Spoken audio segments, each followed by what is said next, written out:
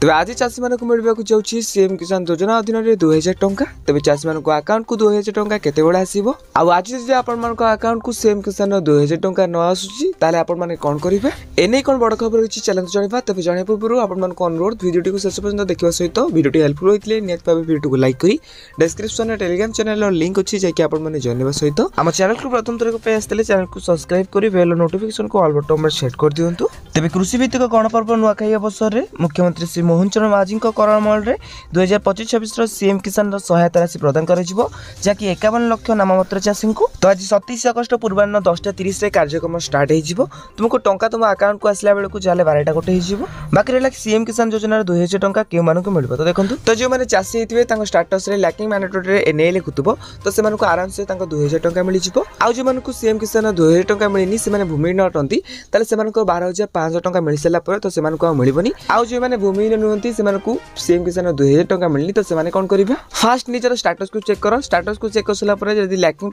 Mandatory parameters रे आपनकर NA बदल में इनसफिशिएंट डॉक्यूमेंट शो करथिबो आ आपन री रजिस्ट्रेशन करबा को कहथिबो ताले आपन माने निजर आधार कार्ड और जमी पट्टा को नेकी जनसेवा केंद्र जांतु तो से माने तमरो री रजिस्ट्रेशन कर साला परे तो तुमको 7 तारिख पर सीएम किसान 2000 टंका आसी जिवो। तबे आउ जदि किसी डाउट रहउची नियत भाबे कमेंट बॉक्स रे कमेंट